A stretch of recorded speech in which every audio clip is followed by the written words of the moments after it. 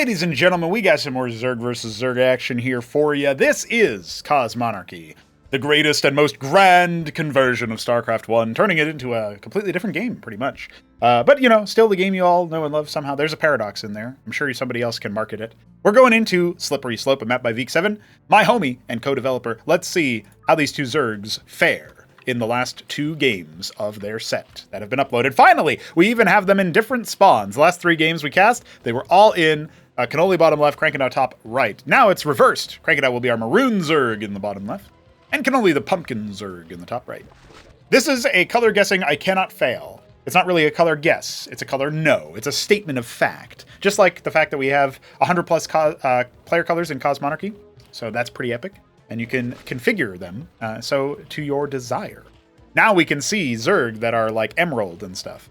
Whereas previously we couldn't because there was a safeguard against that because it wasn't lore accurate. But, you know, I figured players are not going to necessarily be lore accurate. You know, a lore accurate player would probably just make a whole boatload of diadems all the time as Terran. Nobody does that. So, oh well. Now, Krankendau does seem to be going for a pool first here.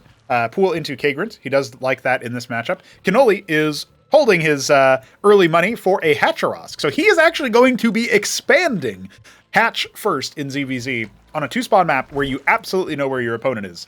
So let's see what happens, because Kenoli might have put the fear of God in Krankendau a little bit here, where he's just, he's like, God damn, dude, this guy does some really wacky stuff. He does Hydrith first for mass Izira core attacks and puts me back and then, you know, makes me attack all the time. You know, he mind controls me or whatever. And then also all the stuff that Kenoli has done in general with like Nathra cores and, you know, cheeky strats. So Kenoli's just a cheeky guy. He just has, he's a cheeky little guy. He's got all those ideas, all those big ideas for ZVZ. Let's see if we can put him to an execution that works. And execute Krankendau for crimes against macro or something. I don't know. That would more so be Kenoli's execution, I think. Anyway, we do indeed have that hatch finishing up. Looks like this worker is earmarked for a scout. No. Okay. Yep, definitely going just as a rally. Does he want a scout? No. He's going to make a Kagrant. Okay. You know, on this map, it's pretty wide open. You know, it's not really a chokeable position here for Zerg. This one might be a real fast one, too, because all the Zets are coming. We do have a bunch of Quas being made. So if the Zets get sidetracked and try to finish off the hatch here, oh man, he's actually going to body block them and kind of distract them with the worker. Yeah, that bought the precious few seconds that Kenoli needed to finish up his Quas, and he is totally fine now. Not really anything you can do in this situation. One of the Quas does go down, but now he's going to fight with the workers.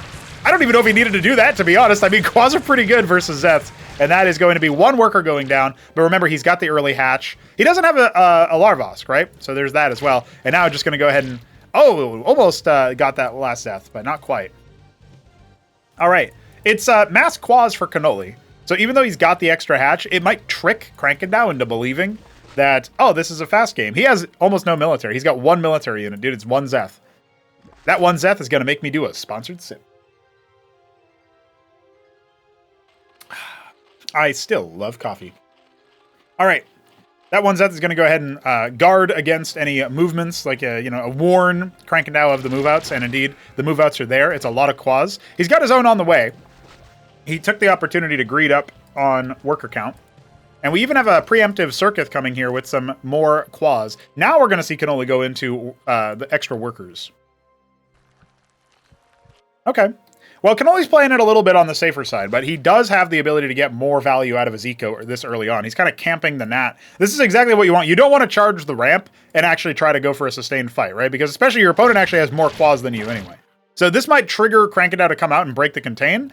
It looks like Kenoli's just going to fall back anyway. I'd love to see him just station like one Quas back here and maybe burrow it or something like within vision so that you can see when the hatch gets taken. Basically, burrowed units do have half as much vision range as they normally do. So as we can see, the sight range of this unit is 6. And so when you burrow your unit, it's actually going to have 3 vision range instead of 6 because it's burrowed. That means that you have much less surface area to actually see it. But you can still burrow here and probably see the hatch be mutated, right? You wouldn't be able to stop the structure from being able to go down, which you'd have to be unburrowed to do. But it still will give you that intel for when your opponent is doing that, which I think would be very invaluable in this kind of situation. Triple circuit at the natural, just going to be guarding the very obvious path into his main base with rallied units. And he's going for a Zork as both players, actually. Okay. Interesting. Ovaleth on the way out for scouting. We do love to see that. Krankendau using that quite a bit in all matchups. And now we've got the fan out of Quaz, just going to go ahead and cover the sides, just in case there's going to be some antics there. I do love the idea of like sitting on these like ramps just to scout that kind of thing out. So you know all of the 3 lanes of potential engagement. But it looks like these ones are just going to be scouting the other bases, which is also fine. It's a fair thing. It's just on this map, you know, you could move around here. It's so funny. This feature around the what I suppose is likely to be the 3rd base is very similar to Catalyst. It's like almost the same layout.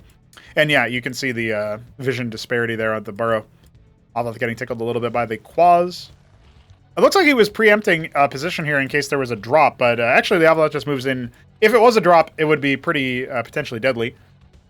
Looks like, to me, we are going to go for a Lake is Off. By the way, when you have detection on, say, you're detecting an egg, the player who's got detection can actually click on those eggs and see what they are. So Krankendau just, I think, did that, and he's clicked on this Lakizalisk, so he knows that there's a Lake is in there. So, you know, that's a little extra feature of detection. That helps you out a little bit. Krankendau has a little bit of money to spare. Love to see him throw down an expansion soon. We talked about how on this map the distance here between the main and the natural is pretty steep, so it doesn't necessarily surprise me that somebody would be a little bit more lackadaisical about expanding until like they're absolutely sure that they can hold the attack and stuff. And if they're going to plan an attack, they don't really know if it's going to work. But it looks like Krankendau will be going ahead and dropping that natural. He has sent a Drolift down there. However, right now he's focused all in on trying to attack. He's got a very large army, and it is replete with Lakes, but can you break this front area, right? You know, your Ovaleth is here to detect them at the very least. But can you actually break that position? I'm not so sure that you can. Kenoli making more Lakes. Gonna go ahead and dive in with his own. Burrow. Oh, no, that was a bad burrow for sure. You don't want to burrow in front of targets because then the Lakes will fight each other. More Lakes in the back there. Yeah, well, you know, he has picked off a couple of them. He kind of just dove onto them somehow. And now the Rokor's really doing their work to ensnare just about everything. But it looks like that was held, and Kenoli just had the eco advantage. Krankendau GG's. Kenoli must have been a little bit perplexed and confused. Like, why did he just attack, almost beat me, almost break me, and then GG? Well, Krankendau can tell you he probably thought that Kenoli had a significant economic advantage, which I suppose was probably the case. But Zerg just has that uncanny ability to bounce back. And again, I think what I'm seeing is little echo of that last game that we casted in the previous set, the previous video, where Krank attacks, and if the attack doesn't kill him, he feels like he's dead. But he could have just defended incoming attacks and all of that. So, you know, I spoke earlier that Kenoli is not the best player when it comes to the macro and like the mechanical side of the game, but he has a really good strategic understanding of ZVZ. In this kind of situation, if Krank plays to his personal strengths in this player versus player matchup, I think that would have easily given him the edge in the longer game. So anyway, that musing aside, let's see what happens in game 5. All right, this is the last one. And Kenoli is back into his usual spawn with Krankendau in the top right as our Maroon Zerg, and Kenoli in the bottom left as our Pumpkin Zerg. All right. Too bad there's no 6-pool in this game. That would have been epic.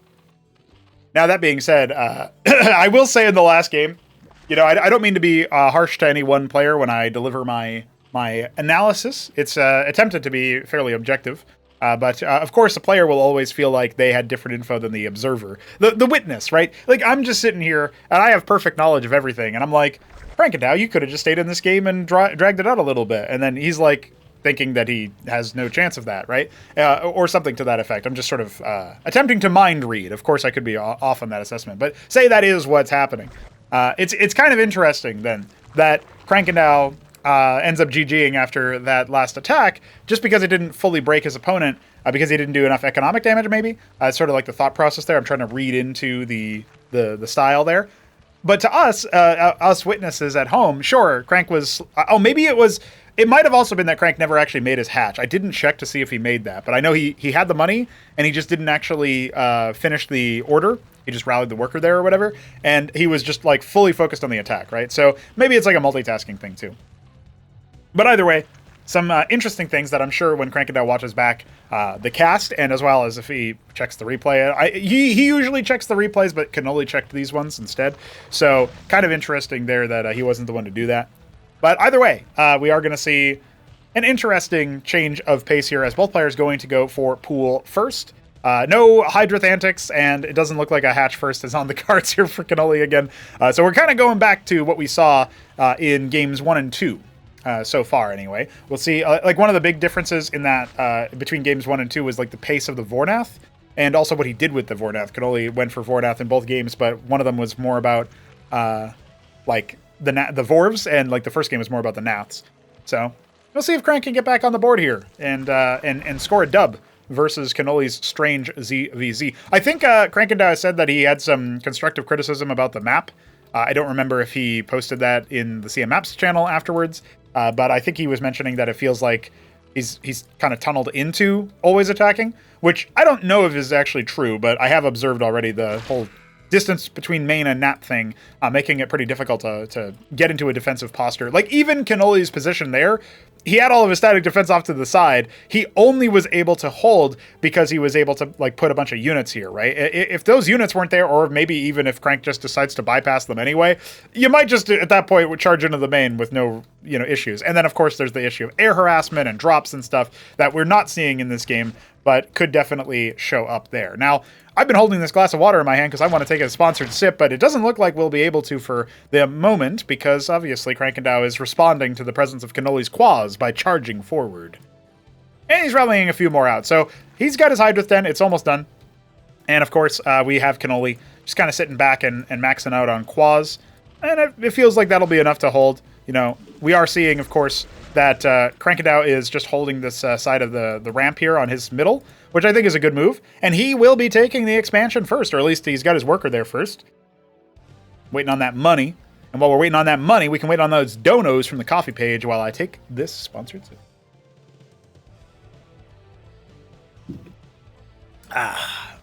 Delicious.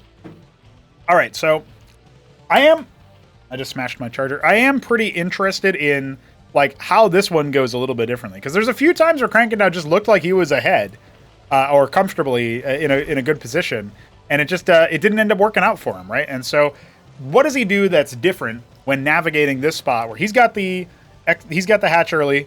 What's the larva status? It looks like it's about the same in terms of larva production. We got 3 per, except obviously this hatch is going to finish up pretty soon, and that is going to give Krankendau the advantage. I guess it also depends on if Kenoli is just going to go straight into ski back here. He's got the gas for it. He might go ski back and then just try to make Bactals work. And we can see Krankendau kind of cautiously, guarding against any potential move in with Naths because he's got this guy watching for ground armies. A rare case, or maybe not so rare, where, taking advantage of these side passageways would have potentially allowed Kenoli a nice little backstab in, or at least getting some vision without alerting Krankendau of the main army. But now he's just going to leave these units over here. That's fine. Seems like all is well in the world. Now, Kenoli's got a lot of minerals. He's going to go ahead and just kind of float them for a little bit here. Making another Kagran up there. I wonder what that's for. Okay, it is ski-backed, as I sort of predicted.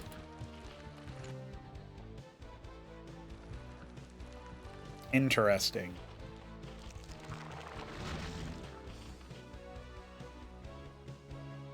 Okay, well, both players going for that anti-air. Okay. Well, Kenoli's going to start falling behind economically. Krankendau does have 4 workers up on him. And, of course, he does have the extra little bit of detection coming up from that Ovolith. He's going to use that for scouting. Bet you guys didn't even know that could happen.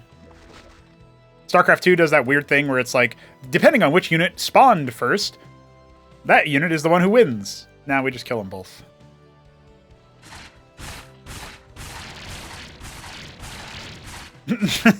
Don't worry, nobody saw that. Skithracore is coming out here. We do have the Spraiths. I think it was Jack and Arbuz were playing at one point, and Arbuz was mentioning that Skiths are really, really good, like disproportionately good at worker line harassment. Because if they attack anything in the worker line, the burrow doesn't do anything to stop. You have to actually move the workers away from some other target and then burrow them, which is obviously going to let them attack you a little bit more and potentially get more frags. So kind of interesting there. A ski back also for Krank as he ends up going for his Zorkas. Remember, any worker damage that is dealt to Krankendau needs to be significantly more than you think. He can lose 10 workers and still be ahead in workers, just to point that out. So this is looking like Kenoli's going to have a very big death squad of Skittercores, but I don't know if it's actually going to result in what Kenoli is hoping for. Oh no, he won't win. Nobody will win. They just chase each other to death. Some Bactylisks on the way as well. Those are pretty good versus that. It looks like a couple Spraiths are going to be preempted over here. No! I didn't get time to regenerate! Says Krankendau's Quaz as he dies. Actually, he says, bleh, but whatever. That's what it translates to.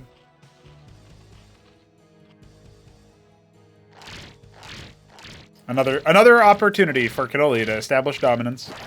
Meanwhile, he lost that one. A rare, slower ZVZ.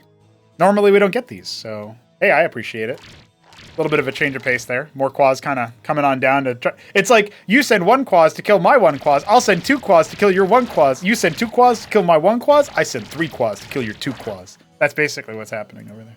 Hope you guys appreciated my little bars. All right, well, I guess what Kenoli is doing here is he's just gathering information on where the enemy vision is, so that he can sneak in his moves. Oh no, he's gonna win this fight too. Burrow. No, you are not allowed to burrow. I said 2 Quads to kill your 2 Quads. This is so ridiculous. How has this become the most coherent part of the game so far? Ooh, saved this guy too. Don't worry, I send 4 Quads to kill your 2 Quads. I send 1 Quads to kill your 1 Quad. Owned. He had to turn. He was looking up. Don't worry, there's 3 Quads to kill that 1 Quaz, and there's 1 Quaz to not kill anything. And 4 Quads to fight as an Iziracore.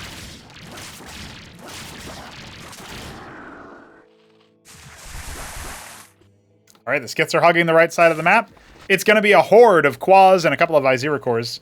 Let's see. This is the moment we've all been building up to. Will Kenoli make it happen by charging in with his Skiths? Setting up and knocking them down. Skithracores. 17 Skithracores. They very slowly break down that Spraith for how many there are. And he's now going to go ahead and eviscerate the worker line. This is forcing Krankendau to come all the way back. And hey, Kenoli does have the worker lead now. He did enough damage. Utter devastation. In fact, there's only 4 workers left in the space. That is pretty rough. He's got his own hatch out, but most of his workers are idle, so actually Krankendau still has the worker advantage. Only lost 1 Skith for that whole fight. That's pretty impressive. Couple of Lakes out here. I think if you put the Lakes at the ramp, you just, like, immediately stop this attack. I mean, the problem is that you need some other chaff to stop the enemy from just stepping on them, right? So it's not going to happen. He's going to go ahead and set up more anti-air and leave some more anti-air there. And Kenoli's just going to try it again. I mean, this many Skith can defeat this many backed Hide, you know, especially when the Hydras are actually morphing right now. Let's see if the opportunity is there. He needs to borrow those Lakes. There they are. And there they are. Getting right on top of the Bactylisks to reduce their ability to bounce damage is definitely a big move. Where are the Spraiths at? They're not quite there yet.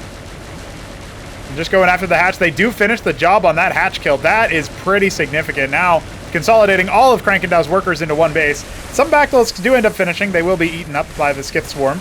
He still lost only 1 Skith each time he goes in for these attacks. It's kind of ridiculous. I think we needed to see more Spraiths out faster. And also, just like, if you just leave an ocean of Hydras here, like, I guess I understand why in a naive world, you'd think, oh, my opponent's making a bunch of air units. I'll make Bactylisks so that I can bounce them to death. But the Skiths attack in melee range, basically, and they move fast enough that they can just walk on top of you, right? So you need either, like, Mass Iziracore, but again, armor is a factor. You need, like, probably your, like, I would just say Mass Hydra. Like, if you go for Mass Hydra, they can't do anything. Oh, no. Oh, no. It's brutal. He brought his Ovolith to detect. And all of the anti-air is all the way back in that base, so he's going to have to deal with these. Ah, the worker kills. No! Oh! It's brutal. Well, Kenoli has expanded Krankendau's mind, and he has not expanded Krankendau's win streak. Remember, we got to factor in, add like 3 6-pool wins to Krankendau or whatever, but just going to say. Just going to say, even with that, it's not looking good. Not looking good for Crank. What can he do here? Can he win our hearts and minds? Can he come back from the Skith menace? This is one of the main reasons why. Versus Kenoli, favor active games. Don't let him get on his bullshit. Don't let him do his crazy antics. Look at what he's doing. He's making mass circuit. He's not even expanding. He's only expanding Crank's mind, you know? All right, here we go. Zero cores need to be in there. The Azorius are going to block them. Oh, the workers are getting killed. Now, if the Skiths don't actually engage onto the Bactylisks, they can be pretty good versus them. But again, also, armor. It's 2 armor, dude. Backs are going to do 5 damage per hit instead of 7. Or no, is it 6? Oh, wow. Yeah, it's 3x6. So 3 times 6 is actually 3 times 4. So, yeah, that's a little bit rough. Macro hatch coming up at the top of the ramp. And this is kind of what I feared about, I mean, obviously this is like a, oh man, Iris in the natural mineral line. Nebline would be so proud. And Ozlix would be too. Basically what I'm seeing from this position is, on a theory level, right? Like, if you don't scout any Hydras and you see Skibacked, you got to watch out for Skith and ZVZ for sure. You also need to be able to respond a little bit more to the threat via, I think Mass Hydra will deal with it. Like, they just can't deal with that damage density. Ideally, you can spread them out a little bit, too, so they don't just get surrounded. But I actually don't know how that matchup would go. I haven't seen that particular unit comp fight against each other. But, maybe Azir Cores would be good, too. I mean, they have the armor, and they have the HP that they might just out-tank the opponent, or what have you. Krankendau seeing the third base go, oh, yeah, he's just going to GG. Okay, that's kind of what I thought would happen. So, I don't know. I'm not 100% sure. Like, I think that Krankendau going for the slower paced move is definitely a big difference maker there. Because Kenoli just, if he's playing what I call the player versus environment mode of Cosmonarchy, of StarCraft 1, of RTS games in general, where you're not really fighting against your opponent, you're just kind of building your base, doing your macro, you're doing the city builder angle. Like, Kenoli really excels when he's not attacked, right? When he's not pressured. So you want to throw him off balance. You want to really attack into him. And I think that definitely would have helped Krankendau in that last game. Because he had the earlier expo. He was looking pretty good in that front.